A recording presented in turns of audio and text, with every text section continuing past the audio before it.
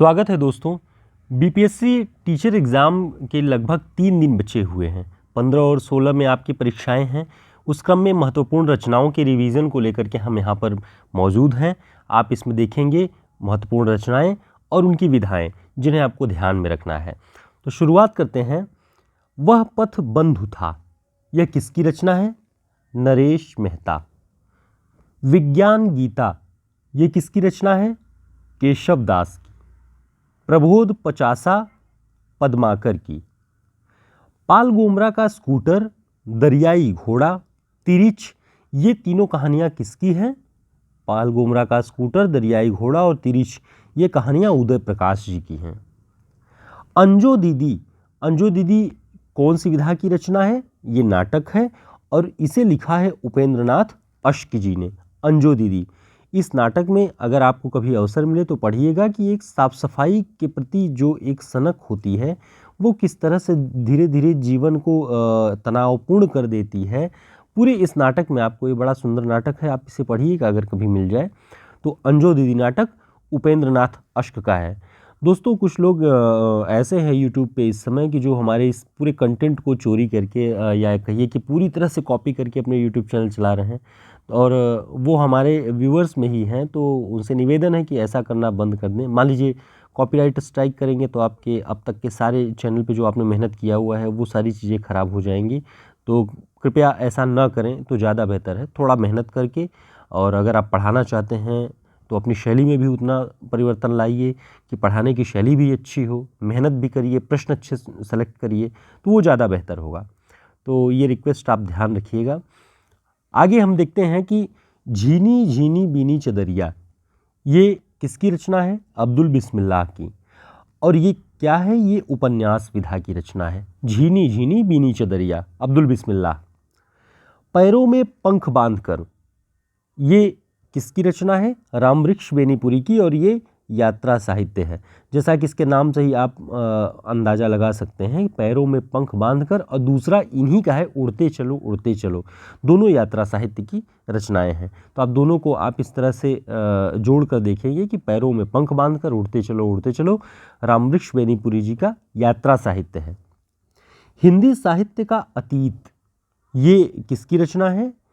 ये हिंदी साहित्य के इतिहास ग्रंथों की परंपरा में ये ग्रंथ आता है। हिंदी साहित्य का अतीत, आचार्य विश्वनाथ प्रसाद मिश्र जी की रचना है ये। अंगद पैज, अंगद पैज किसकी रचना है? ईश्वर दास जी की। लक्ष्मीपुरा, लक्ष्मीपुरा ये रिपोर्ताज विधा की रचना है और इसके लेखक कौन हैं? शिवदान सिंह चौहान। और हिंदी का पहला रिपोर्ताज ग्रंथ माना जाता है ये लक्ष्मीपुरा रिपोर्ताज, शिवदान सिंह चौहान। ध्यान रखिएगा इस चीज़ को। हिंदी का पहला रिपोर्ताज कौन सा माना जाता है? लक्ष्मीपुरा। साखी मछली घर, ये किसकी रचनाएं हैं?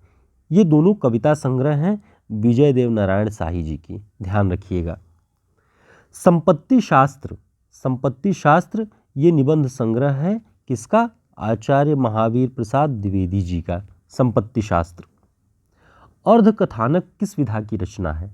तो अर्धकथानक आत्मकथा विधा की रचना है और इसके लेखक है बनारसी दास चतुर्वेदी। ध्यान रखिएगा। आगे हम देखते हैं बकरी नाटक किसका है? बकरी एक नाटक है ये सर्वेश्वर दयाल सक्सेना जी की। अकाल पुरुष गांधी, ये जैनेन्द्र जी की रचना है और ये जीवनी विधा की है। उन्होंने गांधी जी की जीवनी लिखी हुई है अकाल पुरुष गांधी नाम से। दूसरी परंपरा की खोज, यह एक आलोचना पुस्तक है और इसके लेखक हैं नामवर सिंह।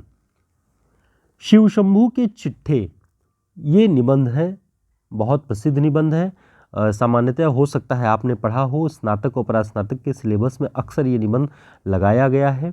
शिव शंभू के चिट्ठे, बालमुकुंद गुप्त। कबीर परिचयी, कबीर परिचयी किसकी रचना है? अनंत दास जी की।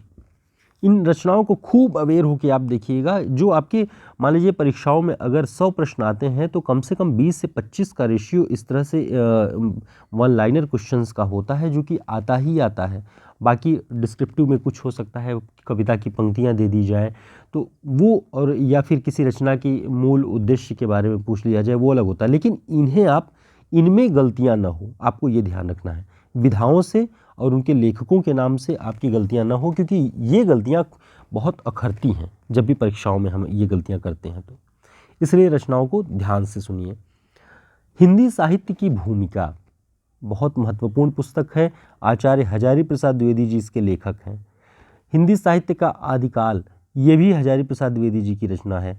दोनों ये रचनाएं हिंदी साहित्य के आदिकाल और हिंदी साहित्य के उद्भव को लेकर के जो आप शुक्ल जी ने मान्यता दी है कि इस्लामी प्रभाव के और इस्लामी आक्रमण के फलस्वरूप हिंदी साहित्य का विकास हुआ है निराश और हताश जनता की, उसका ये विरोध करते हैं और कहते हैं कि यह जो हिंदी साहित्य अपने इस रूप में आज दिखाई पड़ रहा है, ये स्वाभाविक चिंताधारा के विकास से हुआ है। भारतीय जनमानस के स्वाभाविक चिंताधारा का विकास हुआ है।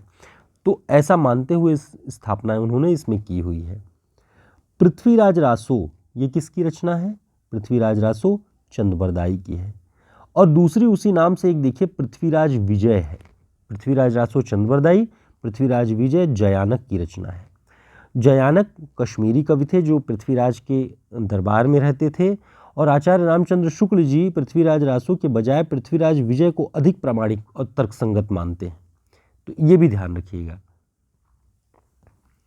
अगला पॉइंट है राधा वल्लभ संप्रदाय के प्रवर्तक कौन है? राधा वल्लभ संप्रदाय के प्रवर्तक हित हरिवंश। ठीक, आगे देखते हैं। कविकुल कल्पतरु, कविकुल कल्पतरु किसकी रचना है? चिंतामणि की। कविकुल कंठाभरण किसकी रचना है? दुलह की। देखिए ये एक जैसे नाम है जो कंफ्यूजिंग हो सकते हैं, आप इन्हें ध्यान रखिएगा, कोई डाउट नहीं होना चाहिए। कविकुल कल्पतरु की बात आए तो चिंतामणि, कविकुल कंठाभरण की बात आए तो दुलह। एक है सरस्वती कंठाभरण, ये किसकी है? भोजराज की रचना है, इसे भी ध्यान रखिएगा। आगे रसराज और ललित ललाम, दो रचनाएं किसकी हैं? मतिराम की। रसराज, ललित ललाम। अब देखिए ये अंधेरे बंद कमरे में, ये उपन्यास विधा की रचना है और इसके उपन्यासकार हैं मोहन राकेश। मोहन राकेश आषाढ़ का एक दिन, आप जानते होंगे, लहरों के राजहंस, ये सारे उनके नाटक हैं और ये इन्होंने उपन्यास भी लिखा है अंधेरे बंद कमरे में। ठीक, अंधेरे बंद कमरे में उपन्यास। और अंधेरे में, अब अंधेरे से ही याद आया एक और रचना की, तो मैंने कहा कि आप लोग उसके साथ में ध्यान रखिए कि अंधेरे में ये कविता है मुक्तिबोध की। जिंदगी नामा सूरजमुखी अंधेरे के, ये दोनों किस विधा की रचनाएं हैं? उपन्यास हैं कृष्णा सोबती जी के।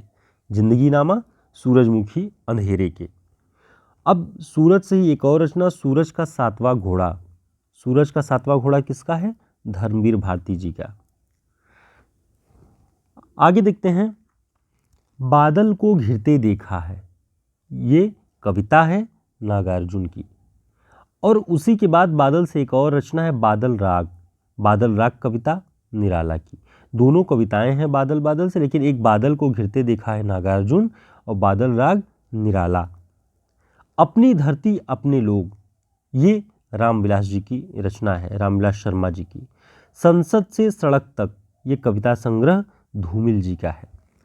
उम्मीद है कि आपके लिए ये इन रचनाओं के नाम, इनके लेखक, इनकी विधाएं काफ़ी उपयोगी होंगी और इन्हें आप ध्यान रखिएगा, रिवाइज कर लीजिएगा एक बार, ताकि कोई डाउट न रहे। और ये बेसिक रचनाएं हैं जो कि हिंदी साहित्य की किसी भी विद्यार्थी को जो किसी सामान्य परीक्षा की भी तैयारी कर रहे हैं, उन्हें इन रचनाओं के लेखकों और उनकी विधाओं के बारे में पता होना चाहिए। इसलिए हमने प्रयास किया कि इसका एक कलेक्शन सीरीज़ वाइज हम आपका रिवीजन करा देंगे। आगे के वीडियोस में हम महत्वपूर्ण जो पंक्तियां पूछी जाती हैं, चाहे कविताओं की चाहे गद्य की, वो भी लेकर के एक स्पेशल वीडियो परीक्षा के पहले आपको हम उससे अवगत करा देंगे, ताकि परीक्षाओं में आप बेहतर प्रदर्शन कर सकें। तब तक के लिए नमस्कार, शुभकामनाएं।